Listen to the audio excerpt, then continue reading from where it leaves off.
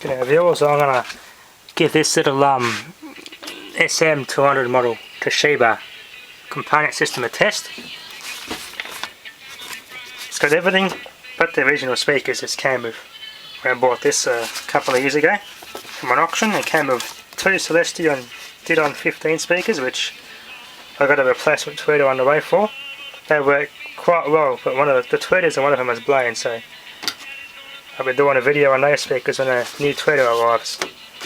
And those speakers sound damn well good on this. Got some records here from a good bargain from an antique shop. Some 33s and 45 and a bunch of early 80s hits. A couple of records in there, so some good real music on them I can test this with.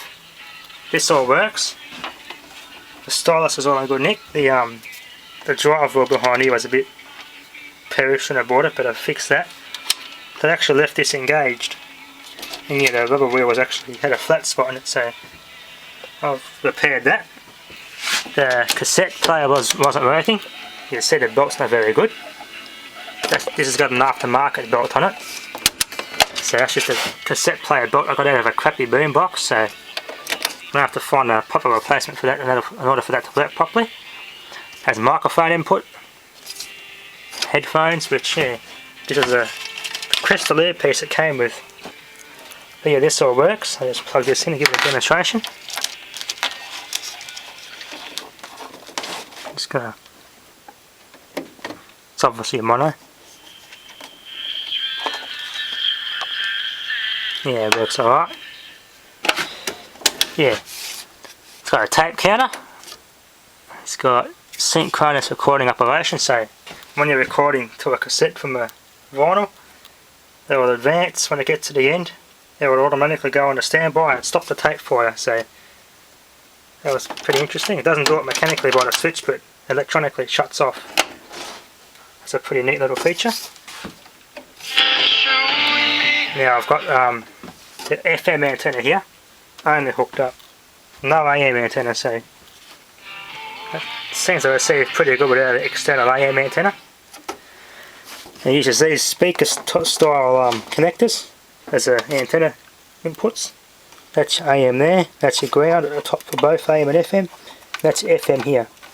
And there's your speaker outputs, RCA jacks. And there was a lot of bad solder joints in this unit when I got it. I've fixed all those up. Because when I got it, it wasn't really working well at all. Cassette player, the belt in the cassette player was gone. The wheel on this was all perished. One of these was loose off the board. Only one speaker working, it was all scratchy, but a little bit of TLC. It works, got it, yeah, back to its former glory, and it works quite well. Switch to FM, demonstrate the FM band. Here's the VU meter. You don't know what we'll get, and they're just people, so they're just people that want to make art. Local ABS. Thank you for supporting the 2011 living room with FM stereo. It's a pretty good little antenna, that. And there's a VU meter. That is volume flat possibly out. on the list of things that I would expect to see when I walked out of the stereo news head.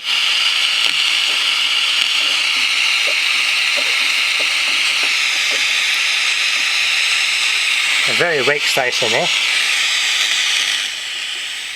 But yeah, I'm using some JBL speakers. I've ripped out of a junk compact Toshiba computer I had years ago. I just kept these out of it. Let's give the phonograph record player a good test. Won't be able to play much of them, but these records had a bit of dust and gunk on them, so what I've done to clean them, I didn't have any proper record cleaner or also propyl alcohol, so I just used methylated spirits and a microfibre cloth.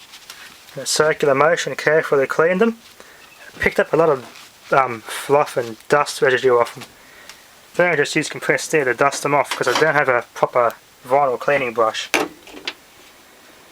But yeah, seeing it works quite well. So I'll give a quick short demonstration of the little 45 here. This is probably the one of the greasiest ones out of the lot. Came up quite well. put that in and give it a test. So we're going to get that out of the way. Clean foam pad I'm using here. Careful on the record. And grab it from the metal part, put that on. And let's demonstrate this track. Lift it up. Switch on the 45. Phono on. Now it starts to switch on. The volume turned down. We just hear the, see how well the cartridge works.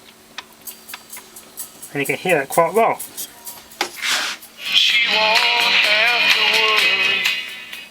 But yeah, it works quite well. The drive wheel behind this was actually, as a result of that being left in gear, it was actually not only had the rubber perish, but it actually turned a really rock hard material. So I had to very carefully pick it all off and clean out the drive wheel on this.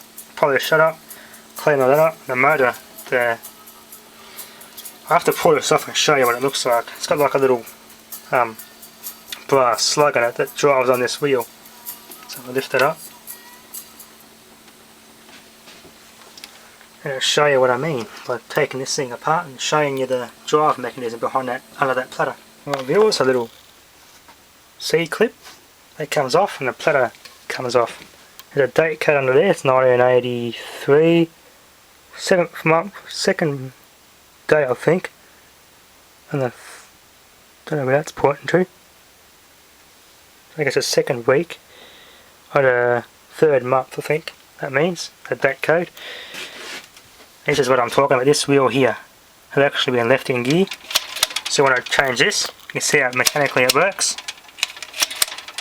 And that'll, say for 33, that'll actually ride on here, on the outside of this ring. And for 45, it goes on the inside I think, and drives it at a different speed. And there's a motor here, this little brass slug it uses. Had quite a big chunk of crap stuck to it, and I've had to very carefully scrape that down and polish it. And it's held on with a grub screw there. So I'll get that going and show you the mechanic of it. So listen how quiet this motor is. So I lift it up. As you can see, the rubber wheel I use is just a rubber band. I have not got a proper tyre to fit this. I've actually just realised this. It's got a for 33 it's up here. It's a smaller bit of the shaft. So it's got less surface area to spin, so that spins slower. 45, that goes down on the bottom there. So it actually stays in the same thing no matter what. This part here is what actually changes the speed of the setting. That's why you leave this off, so these don't get indentations on them. The motor's alright, it's pretty quiet. It's a bit noisy operation, but that's how it was. I did put a bit of oil in that when I got it. Seems to be pretty free. That's the mechanic part there, when that turns the record off and everything when it's advanced to the end. So I'll demonstrate this synchronous recording operation and I'll put this back together, show you how that works. Viewers, just before I get this thing here going, I'm going to demonstrate the tape. Now it's a bit slow. The particular cassette mechanism this uses has a big cast aluminium flywheel on that capstan, so like that. Pretty big sort of mass compared to a modern plastic cassette player mechanism. This was recorded on a modern crappy cassette player, so the speed on this might be a bit different on this because it's also got the wrong type of belt, so I might have to adjust the speed of the motor to compensate. So let's see how this tape sounds. Anyway, counting up.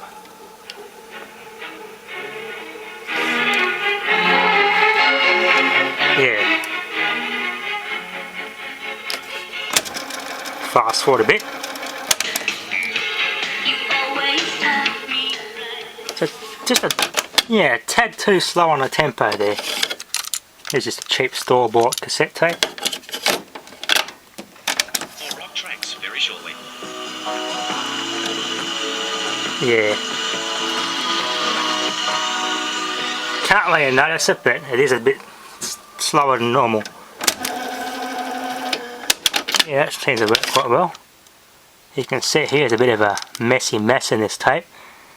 I had a lot of fun recording with this tape on the radio, but unfortunately one of the cassette players chewed this up and the cassette snapped.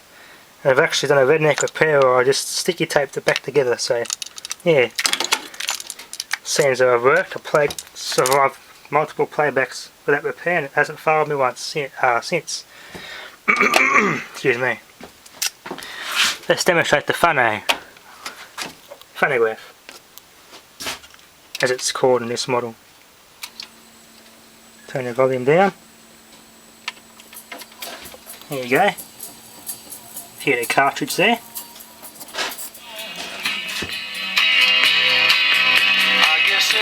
The tiniest amount of scratch in the audio, so there's a bit of stubbornness in the muck in that record I've got to clean off, but as I said, I don't have a proper record vinyl cleaning brush to get rid of that, but it's barely noticeable. Let's go to the advance to the end and we'll see how this automatically it stops. So we'll go, I turn the synchronous recording on, so I'll just override that. Advance to the end, let's see if it does it. Oops, there we go, it wouldn't let me do it.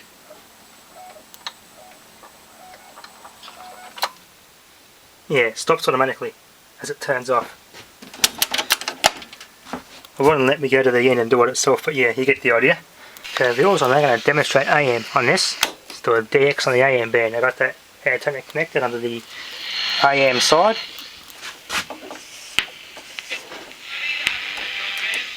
I don't have my Spitfire kit turned on, so I won't be able to pick it up.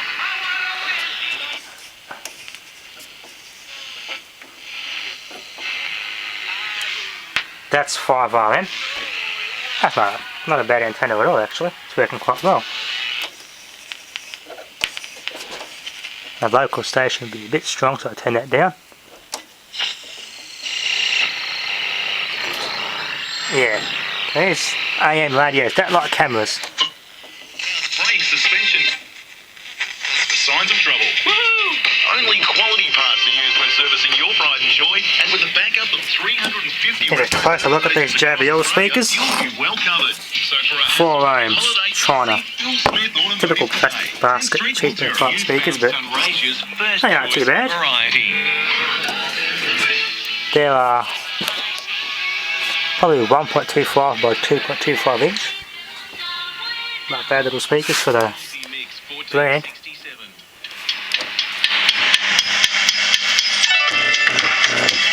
Nice bass response. Let's keep DXing. See what we've got at the end of the band. Probably nothing. Yeah. With a proper set up AM antenna, I'll be able to get more stations. So this owner's manual tells me what type of antenna I should use. And that's what it should look like there. To get the ultimate performance out of this, there's a type of FM antenna to use.